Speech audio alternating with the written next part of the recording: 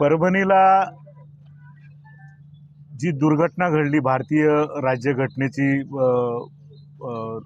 त्या ठिकाणी नासधूस करण्यात आली, त्याचा निषेध म्हणून आम्ही अतिशय कमी काळामध्ये आमचे पक्षाचे नेते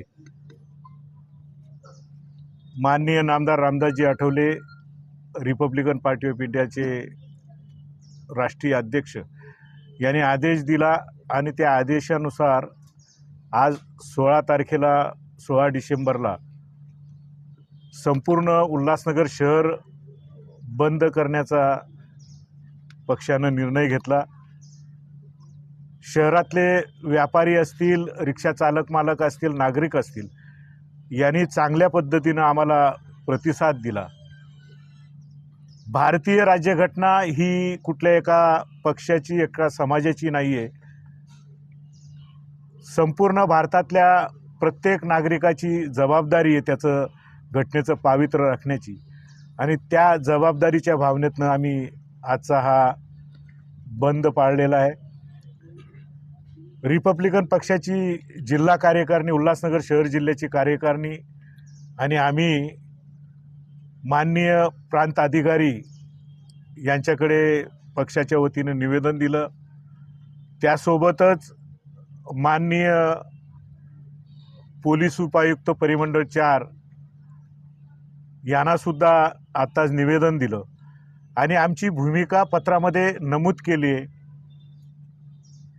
अशा पद्धतीची दुर्घटना भविष्यात घडू नये म्हणून शासनाने उपाययोजना करावी आणि जे दोषी आहेत त्या दोषींवर कडक कारवाई करावी, अशा पद्धतीचं निवेदनामध्ये नमूद केलं आहे।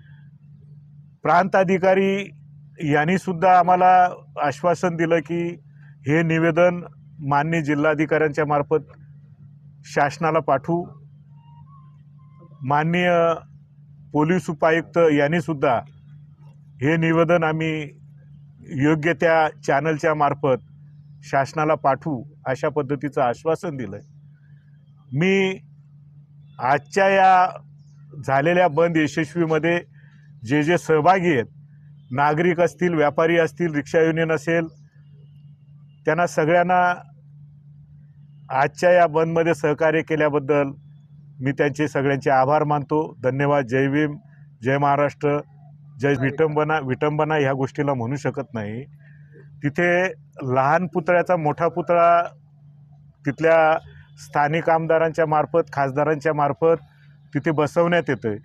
ही प्रत्येक आंबेडकरी अनुयायाला गर्वाची गोष्ट आहे आणि काही तांत्रिक कारणामुळे मध्यंतरी आचारसंहिता आली, लोकसभेचं इलेक्शन आलं, विधानसभेचं इलेक्शन आलं आणि त्याच्यामुळे त्याला दिरंगाई होत असेल, परंतु आम्ही रिपब्लिकन पक्षाच्या वतीनं योग्य तो पाठपुरावा करून महानगरपालिका आयुक्त असतील, स्थानिक खासदार असतील, आमदार असतील, यांना विनंती करून लवकरात लवकर तो पुतळा त्याचं उद्घाटन होईल, अशा पद्धतीचं आपण बघू।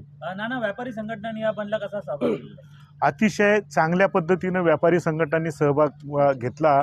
त्यांनी आम्हाला विनंती केली की आपण जे बंदसाठी आम्हाला हे करताय, तर त्यांनी एक आट म्हणता येणार नाही, परंतु लग्नसराई चालू आहे आणि लग्नसराईमध्ये लोकांचे हाल होऊ नयेत याच्यासाठी त्यांनी 3 वाजेपर्यंत दुकानं बंद ठेवण्याचं मला आश्वासन दिलं आहे आणि 3 नंतर आम्ही दुकानं खोलू, अशा पद्धतीची त्यांनी विनंती केली। ती विनंती आमची जशी दुकानं बंद करा ही विनंती मान्य केली त्यांनी, तशी त्यांनी 3 नंतर दुकानं उघडी ठेवलीत, तर ती विनंती आम्ही त्यांची मान्य केली।